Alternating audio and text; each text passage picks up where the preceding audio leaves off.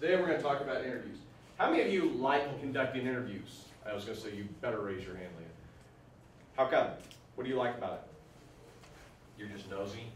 Yes. Yeah. Yes, though. Pretty much, Yeah.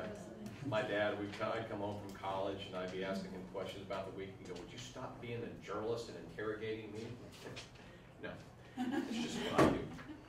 What do you like about it? Rachel, what do you like about an interview? I don't know. I'm curious. I like talking to people. I like hearing different perspectives. John? It's kind of evil, but it's good. I like asking people a lot of questions about like stuff that affects them, so get them to talk about themselves and kind of relieve some of those problems, like counseling. I really enjoy that. But yeah, Okay. crying helps. It's fun. Do what? When they start crying, it's like, yeah, I broke a wall. Okay. I think of it in a good way. That's good. It's all right. I like the human aspect versus the electronic. It's really what we do as humans. We interact. We interact, and interviews are interactive and Okay. human. Leah. Mine's kind of like John's, except I don't like to make people cry. Okay. I'm kidding, I'm kidding.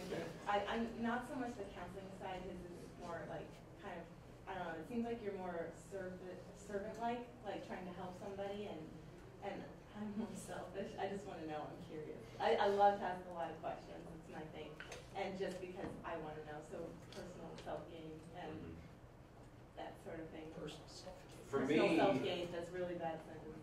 for me, I like quantitative research because of the puzzle of creating the survey or creating the code book for a content analysis and forming that puzzle and working through it and getting the numbers and stuff. But it's like John said, then I'm sitting behind a computer. I said, call you John. Sorry, It's all right. You've done it, Jeff. I know. I'm great at this stuff. I'm sitting behind a computer and I don't actually get to talk to people. And I don't know if you've noticed this about me or not, but I'm an extrovert.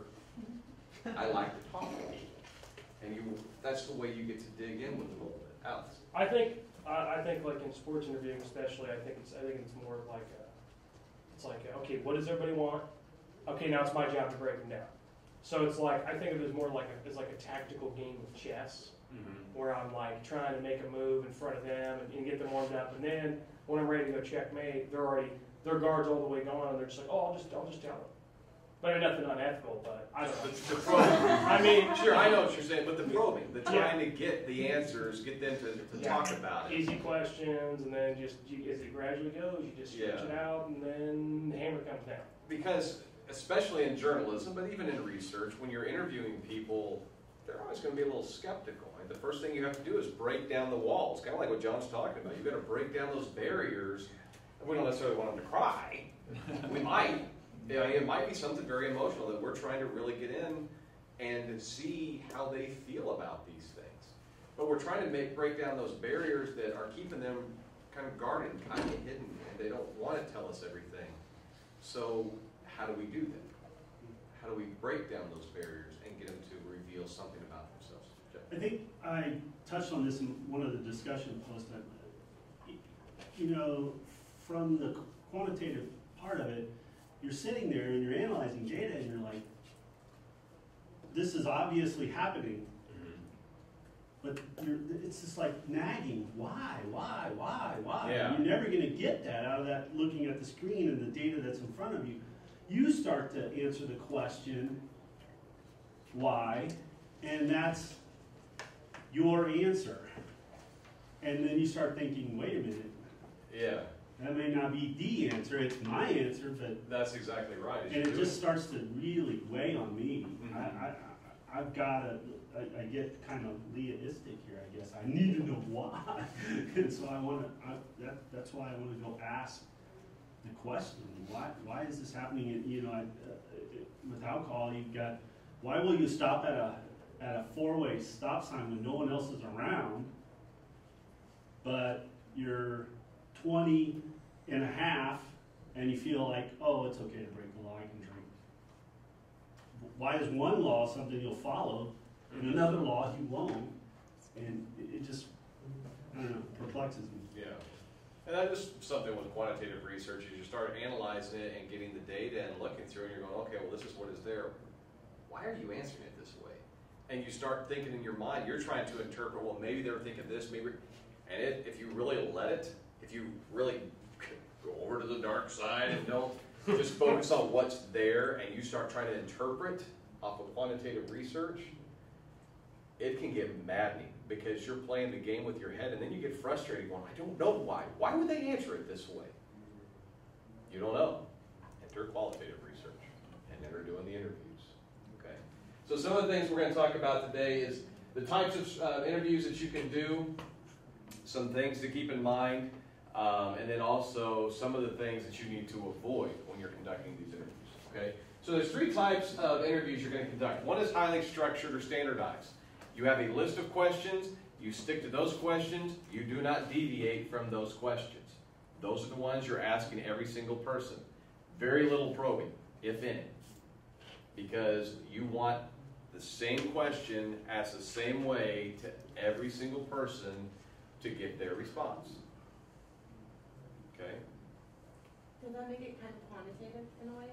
It can become quantitative. But the thing that you need to keep in mind is what the difference between a quantitative and a qualitative. Rachel and I were talking about this the other day. If I ask the question, how do you feel about the quality of education you're getting at the University of Central Missouri? Rate on a scale of 1 to 5. And I give you a semantic differential of 1 to 5, 1 being highly favorable, 5 being I feel like I'm in high school again, something like that. I'm quantifying it because I'm going to take those numbers and I'm going to average those, get the mean, and that's what's going to tell me the average University of Central Missouri student feels like they're getting an adequate education. Okay? Versus if it's just an interview and it's open-ended, how do you feel about your education here at the University of Central Missouri? They're going to expand. They're going to talk about that more. And so then I'm going through their sentences and I'm looking for themes. And so they're going to say things like, you know, I feel like it's a notch above high school, but really not that far. And so I might theme that as little improvement. Now, when I got into my major, I really felt like we were digging in and I was able to really get, my eyes were open to new possibilities. And I might look at that enlightened. And I feel like because I have a general education, the general education classes, I didn't really feel like were that necessary, but I feel like they broadened my horizons and I know a little bit more. And so coupling those with my major classes, I now feel like I know more about the world and how I can apply my major. I might theme that as empowered. Okay, so now I've come up with 3 themes based on the statements they made. Does that make sense? And so then the more people I interview and they give me those same sorts of responses, then I start looking now how many times did these themes come up? And no, I'm not quantifying it. I'm not saying 5 out of the 10 people felt empowered, but I might say one theme that came up time and again was a feeling of empowerment. People started feeling like they were more prepared and could be more productive in society. Okay, again, I'm just interpreting this. Savannah may look at those same comments and come up with totally different themes for it, and may look at it differently than I do. Okay, does that make sense? All right, semi-structured. Then, what do you think that, Rachel? Can you give an example of a what question that is qualitative? A what question that is qualitative? Now keep in mind, this isn't research questions. This is interview questions. Okay, so a what question might be, what is your perception of Dr. Ambrose?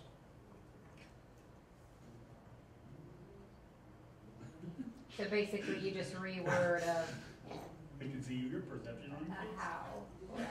Do what's that again? Basically you just reword, I mean that could easily be a how do you feel about, or. How do you feel about Chuck Ambrose? What do you mean, how do I feel about him? As a person, as a president, as... That's up to your interpretation, isn't it? No, I'm trying to get the response from you. What? There needs to be some clarity. Yeah, the question.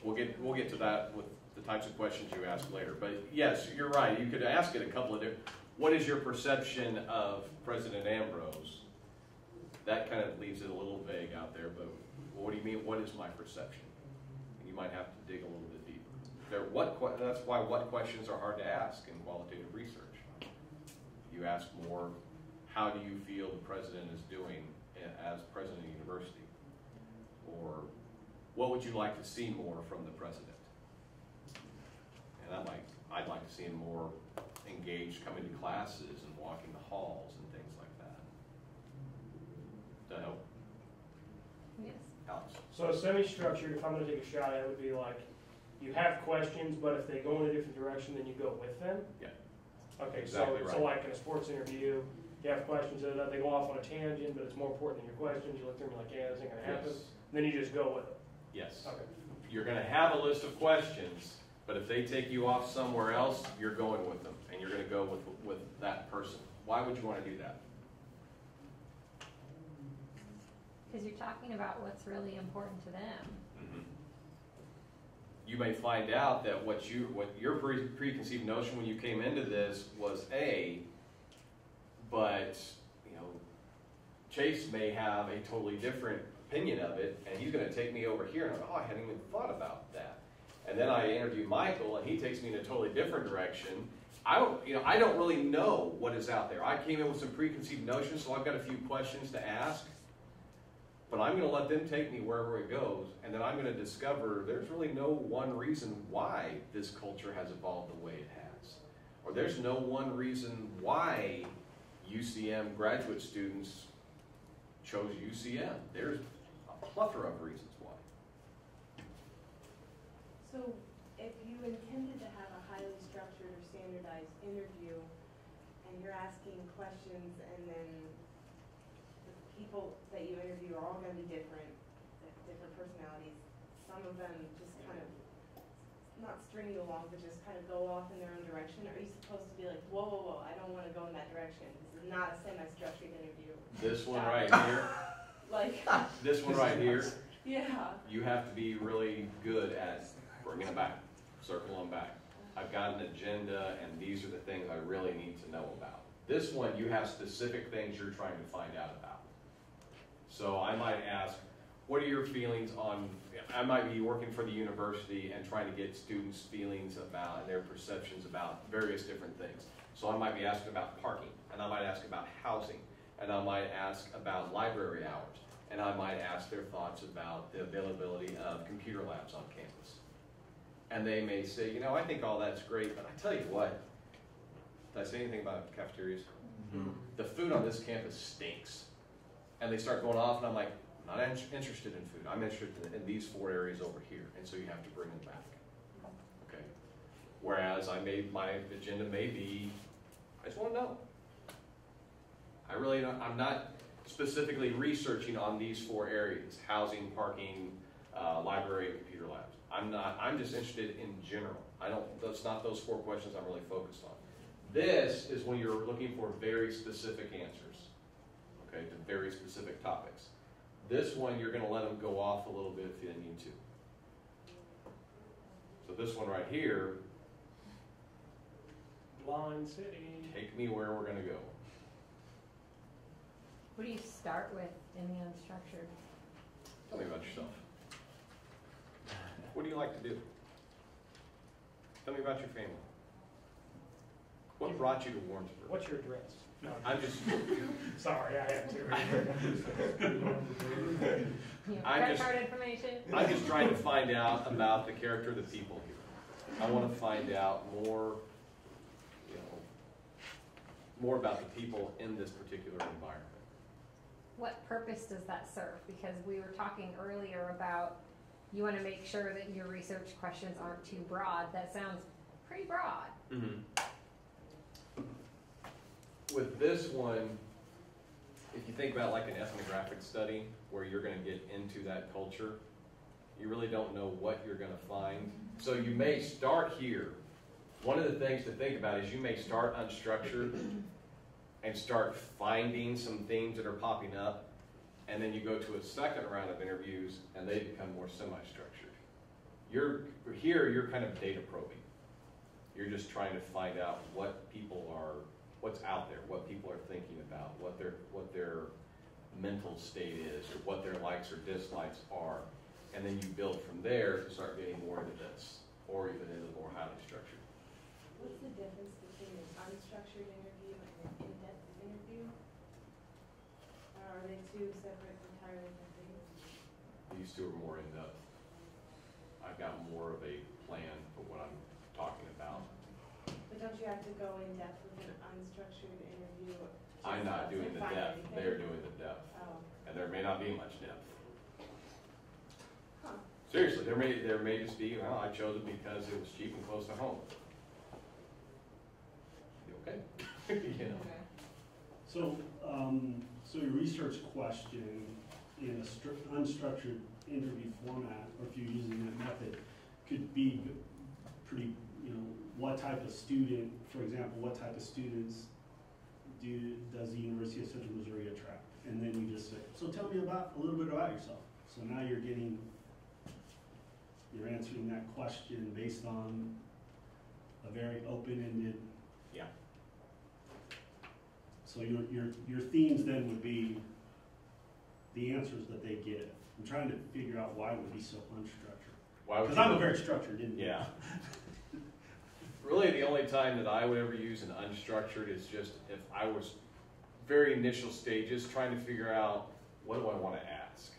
I can't ask everything, so I need to kind of start narrowing this down and see what things are popping up most frequently, so then I can be a little more structured as I go into the rest of it. But having your research questions or your hypotheses already, that is the structure and design of your. Keep in mind, this is qualitative research. It's constant comparative. We may find we need to adjust a little bit as we go along. Okay. Let me give you some of these details, okay? A highly structured is more and standardized. You're going to have it's a verbal questionnaire. So instead of having a printed survey, it's a verbal questionnaire, okay? You're going to have exact wording. You're going to have exact order, but it's been determined what that is because you want everybody to get the same. For example, the U.S. Census Bureau survey or a marketing survey. Those are the types of things that we use to be highly structured. What kind of survey? The U.S. Census Bureau survey or a marketing survey, I want to know your feelings on this product, or I want to know your feelings on this movie. This one, you're probably going to see a lot in what? Planned out, predetermined, one has the same question. Starts with focus, ends with group. Focus group. There you go. You're going to have this sort of thing in a focus group. Because again, with a focus group, you want to go in with a plan. You want to be prepared. Okay? Because you may get people who are trying to deviate and take you off different places, and you've got to wheel them back in. I don't want to know how you compare this movie to another movie. I want to know your thoughts on this particular movie. The semi-structured type of interview format, you know what that screams to me? Lots of writing at the end, lots of writing at the end, lots of writing at the end. Yep. But all of these are a lot of writing at the end. Right, okay. Let me give you a semi-structured. It's going to include a guide or a schedule of the kinds of questions you're going to ask that's going to have some probes to it. The questions are flexible. You see if your answer was yes, go here. If your answer was no, go here sort of thing. You can see some of that. And again, you're looking for specific data, but you're willing to deviate a little bit if they take you off in another path. Okay.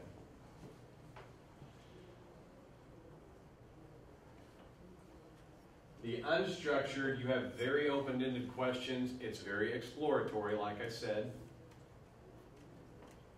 It's much more like a conversation.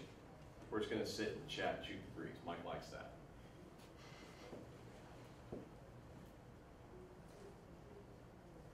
You do that when you really don't know about the phenomenon. You're data mining is what you're doing. You're trying to gather some information. This is, if you're doing quantitative research, you might do some unstructured interviewing to help you build the survey. Okay? And again, like I said, it's going to help you build more structured questions later. So this one, the unstructured, may not necessarily be the method you're using for your methodology. You may have your research questions in mind, but you're not sure how to ask it or what to ask.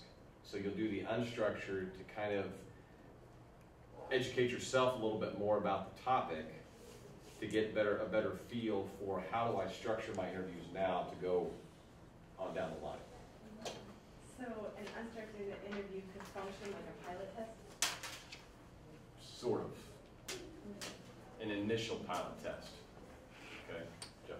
I may be wrong here, but I'm seeing this as unstructured interviews as a great opportunity for a mixed method. If you did something quantitative and now you've identified with your quantitative research a subgroup, and that question of why comes up, now you interview those very unstructured to get to the why.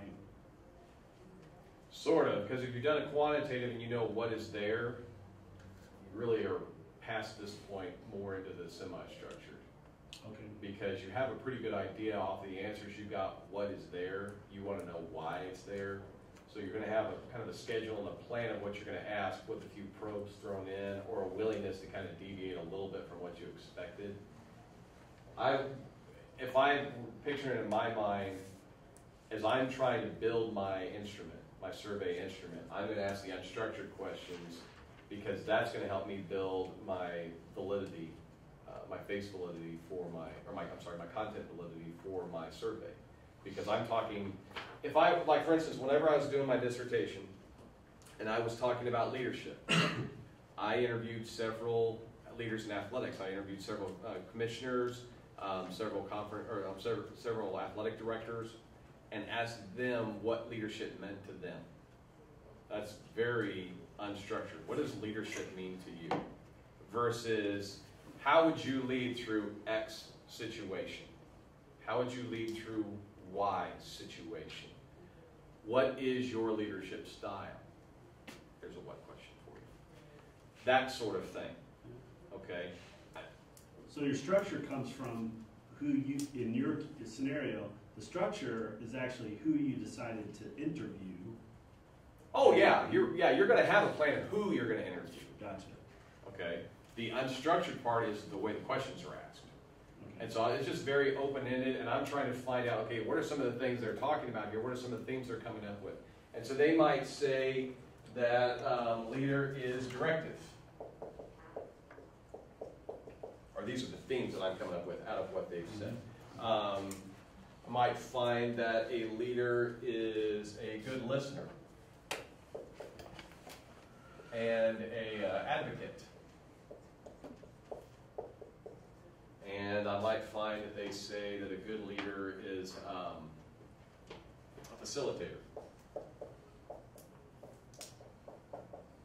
Okay? So I'm coming up with these themes. All right, so now I've got these themes, and I want to go find out, I'm going to build my own instrument, my own survey instrument off of this. And I'm going to say, rate yourself on a scale of 1 to 5 on all of these. And the higher you score, it's this kind of leader. The lower you score, it's this kind of leader. Okay? But I wouldn't be able to come up with these terms. I probably could come up with what I think leadership is, but I don't have content validity there because I was all me. If I talk to pros who are leaders, then, and these are the themes that I come up with, and I can build my survey instrument off of that, now I have content validity. Okay? So quite literally, it's like a narrative word search. Yes. Okay. Yeah. Okay. But that's why I used my unstructured survey. Okay. To get Now, to that point. that's how you can use the unstructured to do a quantitative study. To do a qualitative study, you might hear some of these themes coming up and over again. And, you've talked to just leaders in general. Well, I want to know about leadership in college athletics. And so now I'm going to go talk to people in college athletics. And I'm not just going to talk to the leaders. I might talk to subordinates too to find out how they feel their leaders lead. Okay. clarify some things? Yes. Okay.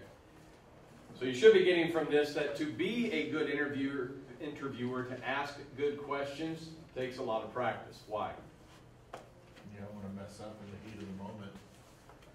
How could you mess up in the heat of the moment? So if you're maybe interviewing a subject about a really serious issue and you want to get to the bottom of it and you don't want to come on too hard to them and just like right out of the gate ask them about this controversial issue, you kind of want to like manipulate is such a negative connotation, but you kind of want to work them into it. You want to establish that you can be trusted, that you're not going to just like go and tell everyone your information.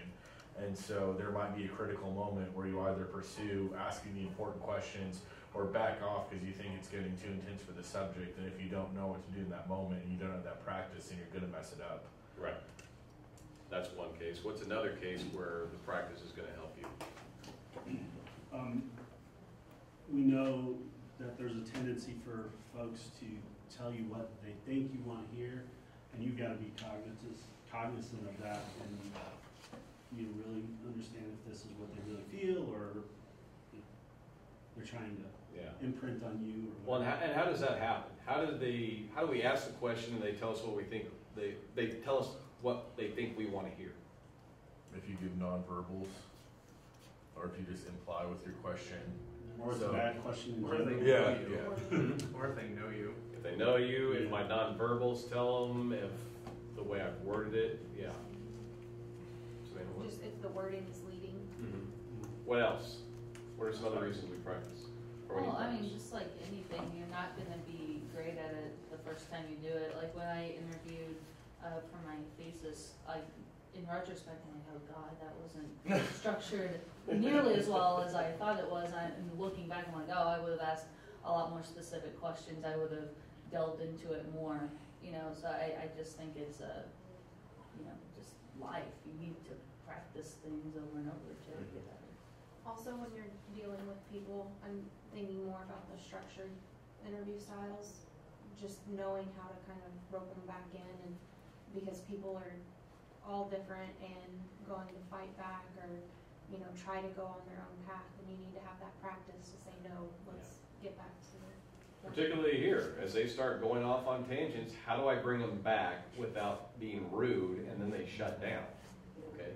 Here, how do I interview them and learn to listen? Alex, when he was doing sports page, when he started out, and I'm not saying anything out of school, when he started out, he had a list of questions and he followed those questions. And after a couple of sessions, I'd say, Alex, listen to their responses because they're taking you somewhere else. And then he became a pro at it. He would listen to their responses and be like, oh, throws questions out and go where they went. Okay?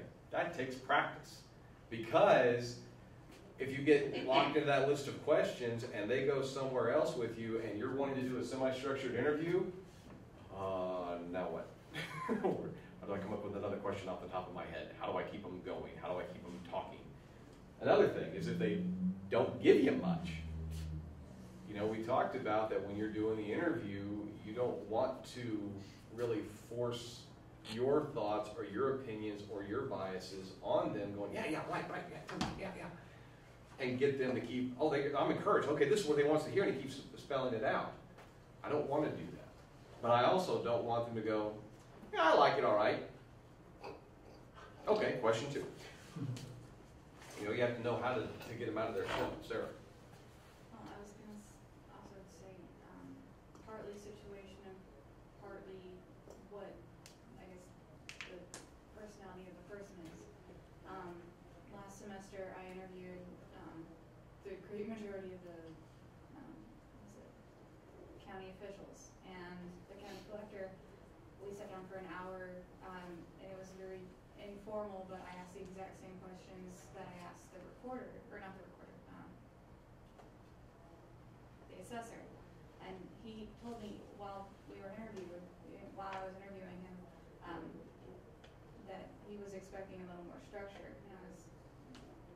And he wanted a list of things that he needed to answer, whereas I was more having a conversation with the collector. So. Leah? I think since the researcher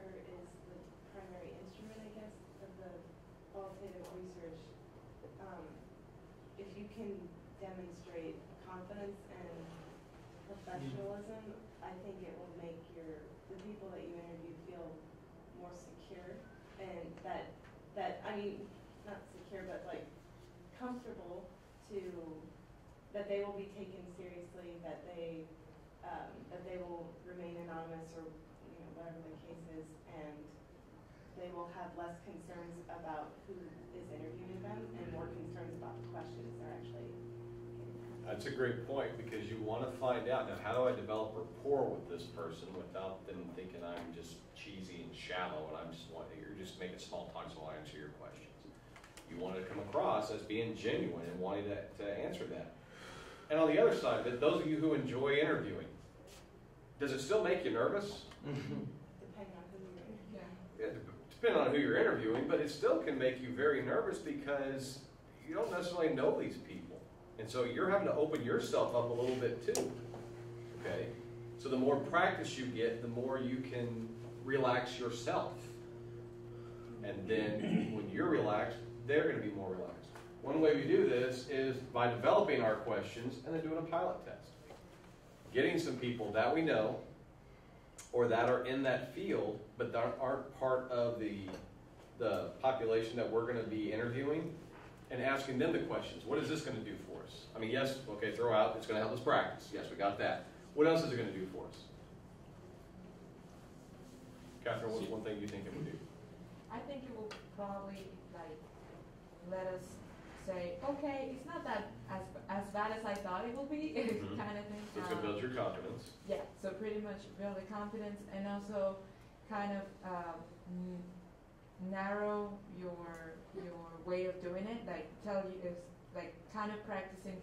Well, if this technique doesn't work with this, maybe another technique. Maybe if I change it to a semi-structured interview, that might. Okay, that's a good point.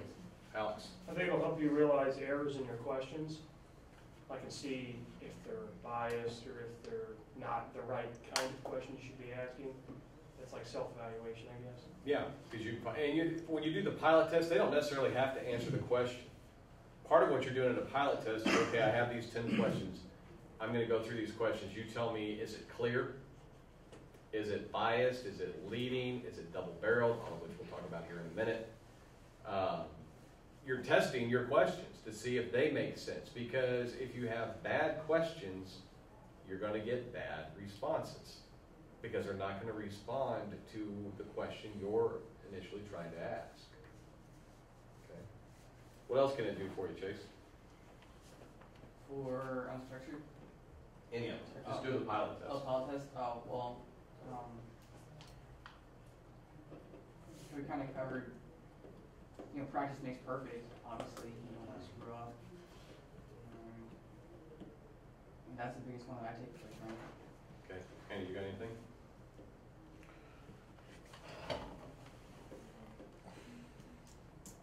What's one way you can develop rapport with your subject before you even get in there? To demonstrate to your subject that you're concerned about them, concerned about their time, concerned about them being a part of it. Sarah? Be punctual and prompt and preferably early. Okay, you're going to be punctual, prompt, and early, but that's the practice. The pilot test is going to help you do that. I mean, being prepared, I feel like will develop rapport with the person. You're going to be prepared. The pilot test is going to help you do that, other than beyond what we just said. Catherine? One thing, it's more of like a question. For instance, if you know about that person, if it's like in journalism, that you already do your research about that person in particular, and you started asking him, I know that you have done this, blah, blah, blah, blah, blah. Like, how can you approach that? Because sometimes people might think it's kind of okay, but some of them might think that it's kind of creepy. Or weird. Are you asking me how you approach it? Yeah. How approach that? Just tell me, before I came in today, I wanted to learn a little bit more about you, so I read your book. Okay. I read your blog. I looked on the website and learned a little bit about you, and I understand this, and you build that into your questions. And 99 times out of 100, they're going to be thinking, wow, they really did their research. They came in here prepared, and it's going to help. It's that one person that's going to be like, ooh, that was kind of creepy. They were talking to me. Well, you put it on the website. You wrote the book. I mean, Exactly. Yeah. you know, what I'm looking for is one more thing that the pilot test is going to, because all what you've all said is exactly true about developing the rapport. But there's one thing here that I'm looking for. What's in it for them? If you, because Sharing that with them. yeah, sure. Yeah, that's going to help build a rapport. Yeah. Doesn't come from your pilot test, but On the pilot test, find out if like questions actually getting you the kind of answers you're looking for, or if it's leading them somewhere else. It's one yeah, thing. we've talked about that. That's not helping you build rapport with your pilot test. Okay, you want to know the answer? You want to know the answer? Please. But that was good because you're all thinking about how to develop a rapport. One thing you want to do whenever you call somebody and you schedule an interview is say, I'm not going to need more than 30, 45 minutes of your time. How do you know that unless you've done an interview? So if I'm doing a pilot test and I can go ahead and, I said yes, one thing you want to do is get clarification on your questions. You also want to go ahead and run the test. Go ahead and ask the questions and get their responses. Then you can time it.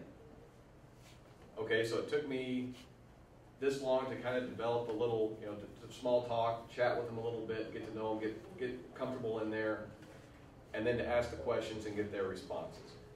I've done 4 or 5 of these as a pilot test.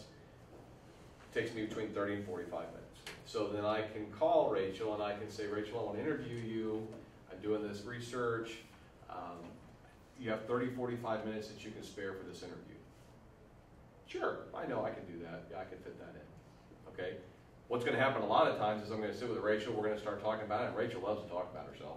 So we're going to talk for an hour and a half. We're going to get to 45 minutes and she's going to, picking on you. Everybody likes talking about themselves. Even people who say they don't like to talk about themselves, they like to talk about themselves. Or their kids.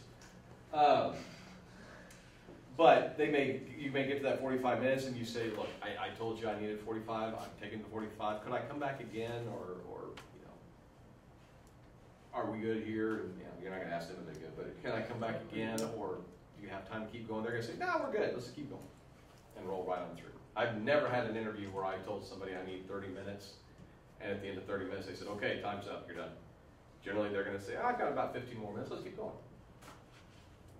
I know this is kind of on topic, but I guess the magic question is, what's the key word or the sweet spot for the amount of interviews you're supposed to have? For in-depth interviews, because keep in well, mind, if I do a focus group, it's one interview. It's just with a whole bunch of people. Right. I don't know, I probably just like in-depth interviews with other people. In-depth interviews, you're looking at between, depending on the size of the project, 10, 15. 10 to 15. I was just curious about that, because I'm like, okay, I get this, but how's this going to apply itself? Yeah, if you're doing an ethnographic study, you're just talking to people throughout the ethnographic study is going to be more unstructured, because that's where you're going to be having more conversations. Right, okay.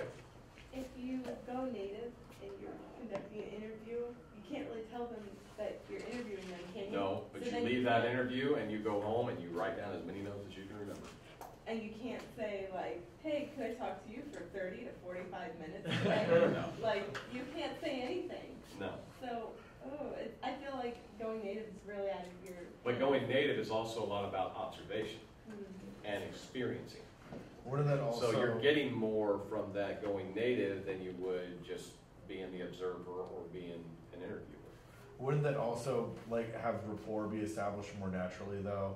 If you're going native and you're successful at it and you're interviewing your friend, but they might just have the walls come down and be super open with you. So the rapport wouldn't be as important in that part. Well, I guess it would, but you wouldn't have to come out and establish the rapport. Yeah. Okay. Now keep in mind that when you go native, it doesn't necessarily mean that, like the freshman year that I use a lot, I could go native on a tuna boat.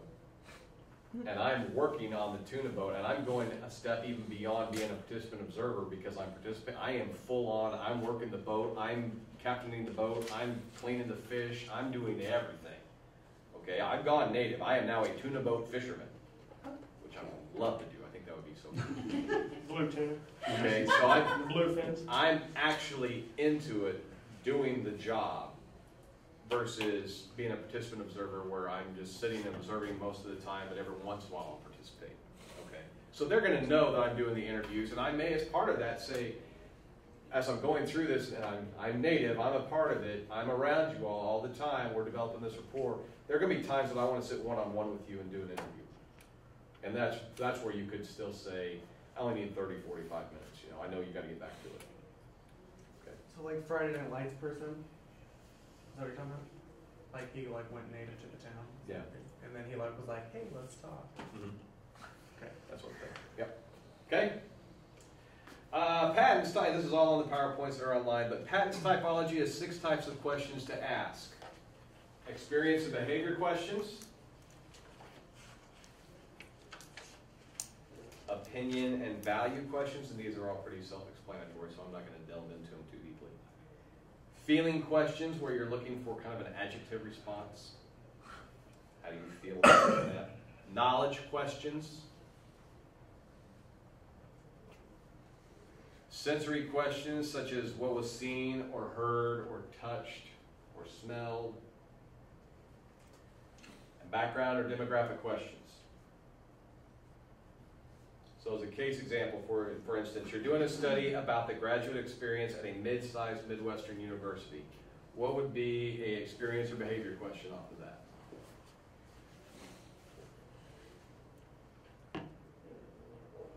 If they live on campus or off campus. Your experience or behavior? Well, Your behavior their kind of. experience would be different if they live on campus versus if they live off. Okay. How would you make that into a qualitative though? Do you live on or off campus is going to be pretty much. That's actually going to be more of a demographic. Where do you live? Yeah. Oh, was it? No. Oh, never mind. How many credits do you take at a time? That's a demographic. Anytime, the demographic questions here are typically going to be numbers. That's going to be some number that's going to go to. How's Pine Street? Behavior. I'm serious. It's in the environment. It's, I mean. An experience or behavior kind of question would be, tell me about your study habits. And keep in mind, questions doesn't necessarily mean they end up with a question mark. They can be made as statements. Oh, okay. Tell me about your study habits. Oh, okay.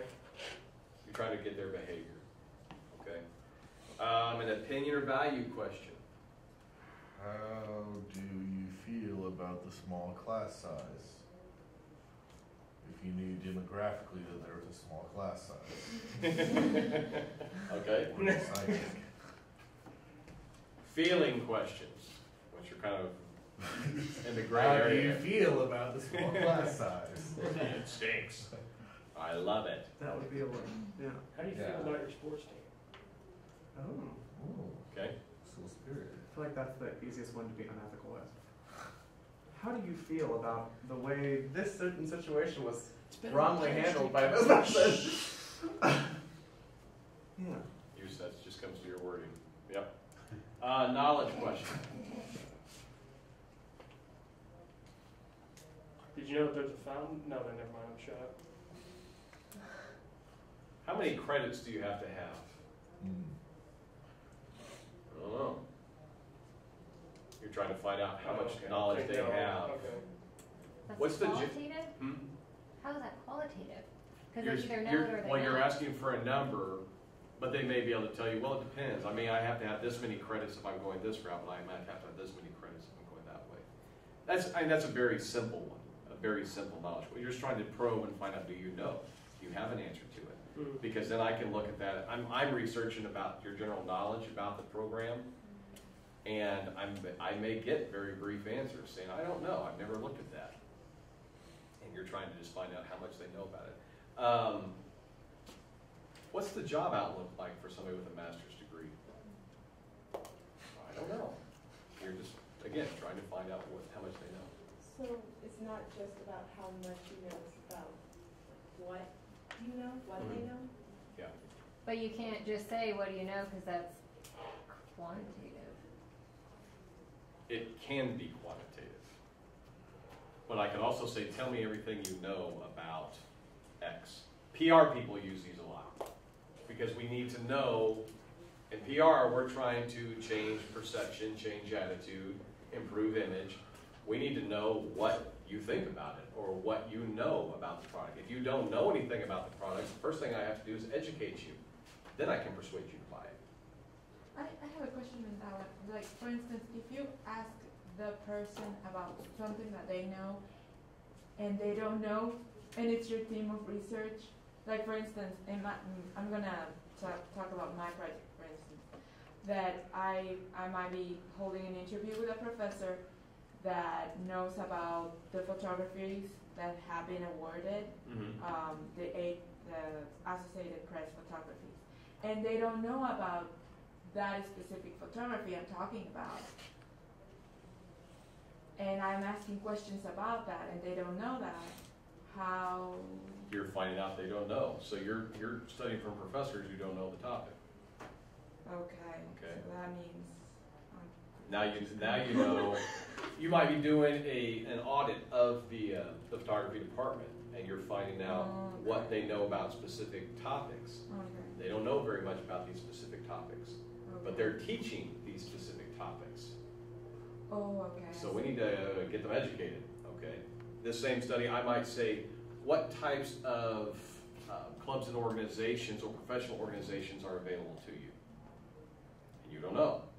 I'm doing some probing here. Keep in mind that when you do an interview, not every question you ask has to be an open-ended, in-depth, free-flowing question. Demographic questions are closed-ended. You're either male or female, or a junior or a freshman or a sophomore or what have you. Okay? So there's going to be some closed-ended to it, which can then be quantified. And it's okay to have some of that quantification within the qualitative study. Okay? And that doesn't make it mixed method? No, because you're not really going that much into it. So you might... A mixed method, guys, is going to be pretty much 50-50 quantitative and qualitative. If I've just got a little bit of, I needed to get some qualitative in there. If I'm doing an ethnographic study and I'm looking at a specific community, I may need to have some qualitative in there just to say, what's the makeup of this city? There's this many men, this many women, this many African Americans, this many Hispanics, this many Asians. Okay? I may want to know that. I may want to be able to report that. Because if I'm looking at, like for instance, the study I told you about from, the ethnographic study I told you about from the Appalachian Mountains, they were looking at these two communities. One was very African American, one was very Caucasian. And they were talking about the differences and how they were treated in things. Well, if the bulk of this community, if it's divided into these two sub-communities, is African American and they're the oppressed group, how'd that happen? Okay, so there's going to be some quantitative that goes to it, but that's not the focus of your study. You're wanting to find out why that is the case. All right? In a mixed method, you're doing the quantitative part to go out and find this in the first place. In a qualitative study, you may have some quantitative that, yes, you may need to get a few demographics, but some of that you can get just by going and looking, doing your data collection, your document analysis. You go look at the census numbers, and you've got that. Okay. Strauss, Schatzman, Becker, and Sabsheen came up with 4 types of questions. Hypothetical questions. What are these? What's a hypothetical question? Don't say hypothetically speaking. Say blah, blah, blah.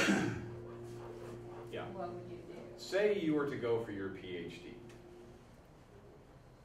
What would be your criteria for choosing a school? By the way, how many of you say you're never going to get your PhD? I was never going to own a cat or a chihuahua, now I have them both. I was going to go to college for 4 years. I was not going to go be a physical therapist because I didn't want to go to school for 6. I have a PhD. Never say never. Sure. Devil's advocate questions. What's the devil's advocate question? Posing a question just to be on the opposite end, not that you necessarily agree with it, but just asking. Tim Russer was really good about this. He would, when he had political, nobody had a clue what Tim's political stance was because he would attack both sides. They would come with he said, I would always try and find out what my subject's point of view is I say attack, tongue in cheek. I find out what my subject's point of view is, and I take the opposite approach. Because if Bum comes in and we have the exact same political stance or the same ideology, it's going to make for a pretty boring discussion. Because we're going to be like, yeah, I agree with you, yeah. Well, then this happened. Oh, yeah, you better preach it, brother, yeah. And we're just going back and forth talking about the same thing. No counterplay. I want to get the other side. I want to get it. Yeah, but in this case, this is what's going on. Now, how can you explain that? Then you have to come back with an explanation. But he would do it whether you're Republican or Democrat or Green Party or Independent or whatever. And he would be able to do that by taking the devil's advocate approach. The ideal position question. What do you think an ideal position question is? I swear this class flies by. Is that something where you're asking the kid or the interviewee, like if they had everything in their power, what would they do for this scenario? Mm-hmm. Okay. It's just what it says. Don't overthink it. Cool. They don't want In the ideal situation, in a perfect world, All things being equal. all things being equal, good. And interpretive questions.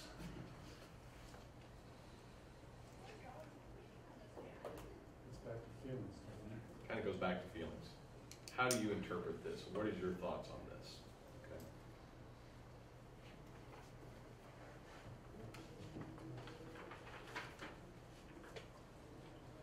Okay, the last thing I want to cover with you is some things to avoid. All right? Number one, and Before we move on, undertakes practice, pilot test, you never address the clarify. oh, part of the reason you're doing the pilot testing, that there that's pilot testing. To clarify your questions, make sure your questions make sense. Okay. That your subject can I follow. missed that connectivity. Sorry. How many types of hypothetical questions are there? Just one. That was one type of those 4 questions. Oh, oh, Good right here. got it. Got it? Okay. You good? Yeah, I'm good. Okay. Types of questions to avoid. I've used this one repeatedly as an example in here. The why question. Why did you go to graduate school? I think your book might be exaggerating that one as they avoid it. I mean, what we want to know is why. But don't just belabor the why and just stay on the why. Because you're not going to get any interpretation of why. You're just going to get their response and their reaction, which is fine, but dig a little bit deeper. Okay? The double-barreled question. What's a double-barreled question? When you ask 2 questions in one. Give me an example. Why do you like going to school at UCM, and if so? Damn it. Just drop the if so. Okay. Why do you like going to school at UCM and studying communication? Oh, okay. Okay. That's 2 different questions. Okay.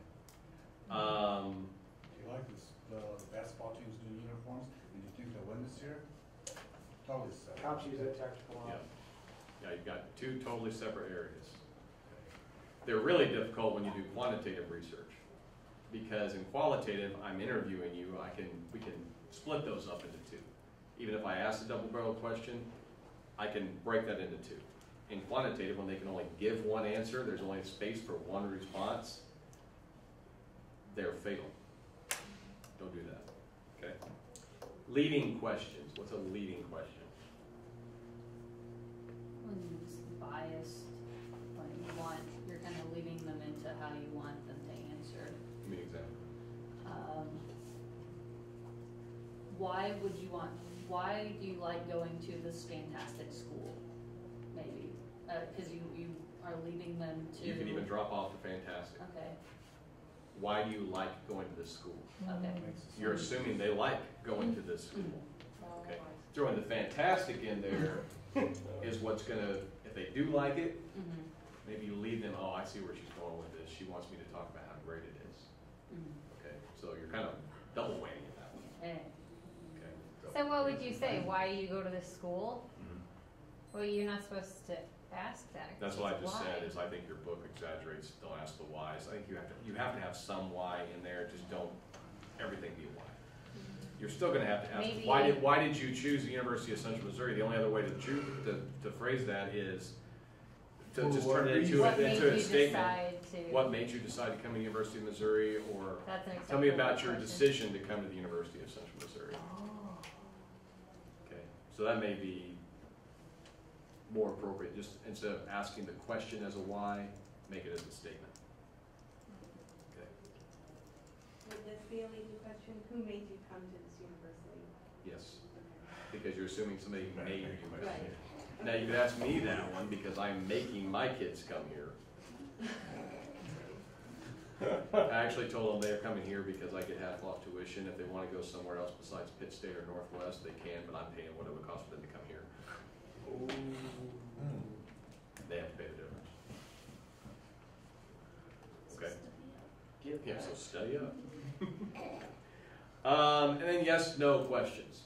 Again, you may need to have a couple of yes, no. When we say yes, no, basically what we're talking about is closed-ended.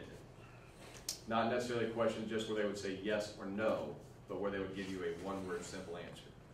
You're going to have to ask some of those. That's kind of the demographic questions. But that's not going to be the basis and the focal point of your interview. Can you ask closed-ended questions to clarify? Yes. Like, give me an example. Um, You mean as part of a probe? yeah. Give me an example. So, what made you decide to come to UCM? Blah, It blah, was, blah, it was blah, close to home and affordable.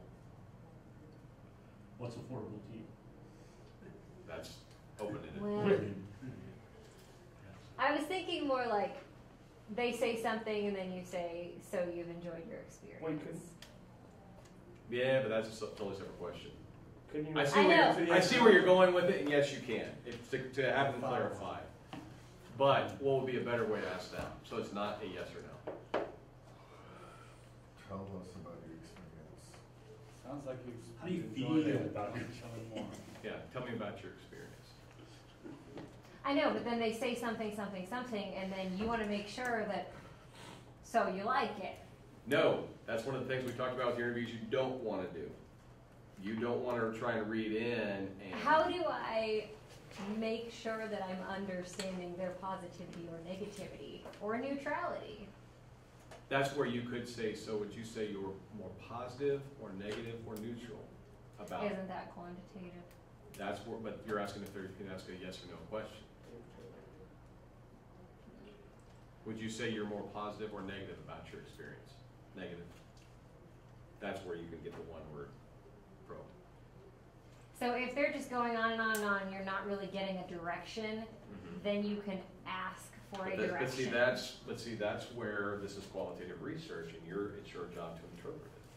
And if they're just going on and on and on, you're not really getting a direction, you need to look back and say, how did I ask that question? Because your questions, they shouldn't be leading, but they ought to be clear enough that you can decipher their answer. Okay. And it may be that you need to think about, okay, now what's a probe? How can I get back to what I'm trying to find out? They're talking about they chose the school because of the cost, because of how close it is to home, the opportunities to have the major I wanted, and they're expanding on some of these things. And then you could follow up with, have you been satisfied with your choice? Yes. Okay, but then you're going to want to follow up with why.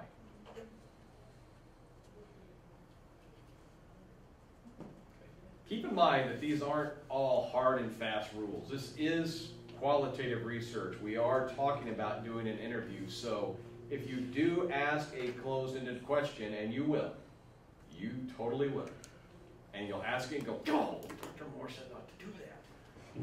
You can always follow up with why, or can you explain, or can you clarify? Okay.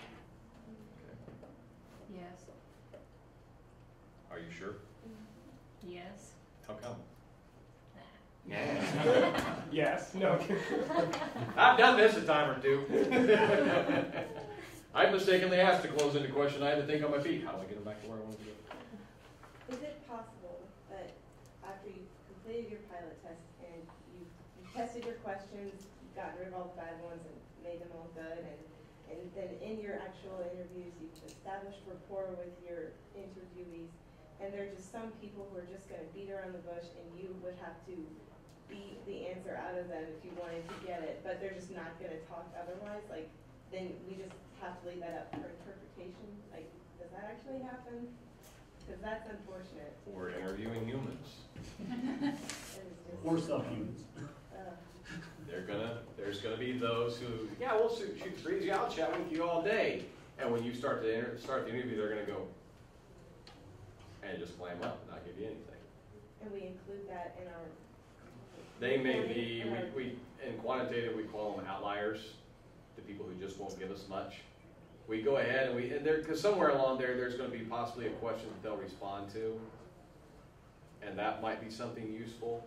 But you can also, when you're talking about it, you can say, of the 12 interviews, 10 were very verbose and were really excited to talk about this topic. 2 really did not have much to say. And that just kind of goes into your data analysis. Okay. Some other things to keep in mind is know what you want to know. Have an idea of what you want to know. Even in a or an unstructured interview, what do you want to know? I want to know what I don't know. I want to know some of the terminology. I want to know some of the definitions. I want to know what kinds of questions I need to be asking. Okay. Determine who you should interview. Who are the gatekeepers? Who are the champions of this topic? Who are the knowledgeable ones on this topic?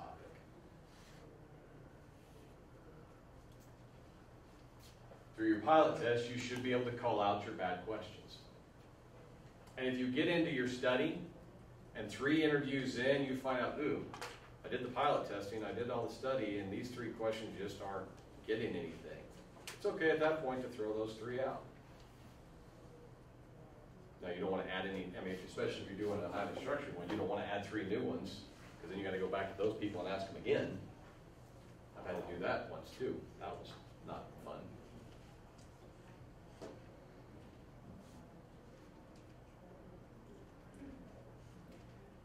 As always with qualitative research, as always with any kind of research, determine what your biases are. Determine your personal feelings. So you're aware, if you're letting that slip in, you're going to be more aware of your wording of your questions, if it is leading or if it is biased. So keep that in mind. And then assume neutrality. Okay. Yes, you want to encourage your respondents to respond. But you don't want to be probing in such a way, or even just with the nonverbals, be encouraging or discouraging a line of responses. Because then you're not really getting the truth. So you're not a fan of Bill Maher's interview techniques? Not really. I'm not a fan of any of the infotainment people's interviewing techniques. What else? Oh, some things you need to address. What are your motives? What are your reasoning? Why are you doing this study? And this is to address with the subjects. Is there going to be any kind of a payment? For some people, they may expect lunch. They may expect payment because you're taking their time. I've never run into that. Yes, sir. Excuse me, sir. Would that make them more biased? Because they'll say, okay, I really want to get my lunch for free, so I'm going to tell They're them. getting their lunch for free just by showing up. Okay. Yeah. Sorry, to follow up, but would they try to please you more just because you give them something? If you don't, and that's again where the practice and the experience comes in, you want them to be aware of what you're researching. But if I say to you, I want to research learn from our graduate students about their experience here at the University of Central Missouri. Do you know if I want a positive or negative response? Or I just want a response? Okay. When I worked at the bank in Springfield, our marketing director sent out an email blast and asked for participants from 20 to 25 because he wanted to do a focus group on banking habits. And if you signed up for it, you would receive a gift card. And that was all the information we were given until we showed up. And then he dove into how you actually, the banking habits. Yeah. The flip side of that, Janusz, would be if I said, I work for University Relations at UCM, we're developing a brochure and an ad campaign to promote the great things about our grad program and communication. I want to interview you about your positive experiences. Now you're going to try and feed me those positive experiences. Okay. So it all comes into how you word it when you're asking for it. You're telling them your motives, but you shouldn't have any ulterior motive. Don't need to write ethics on the board again. Okay. You're going to have your biases. I think we have a pretty stinking good graduate program. I think it could be better. I think there's things that we could do to make it better, but I think we have a pretty good one. I'm not going to tell you that if I'm coming to do an interview with you. I want to find out what you like, because I want to promote that. I want to find out what you don't like, because I want to fix it. Okay? Again, time to place, how much time you're going to need. Make sure that's clear. And that again, your pilot test. Okay? It is always a good idea to tape record it, and you do not set up your tape recorder thusly.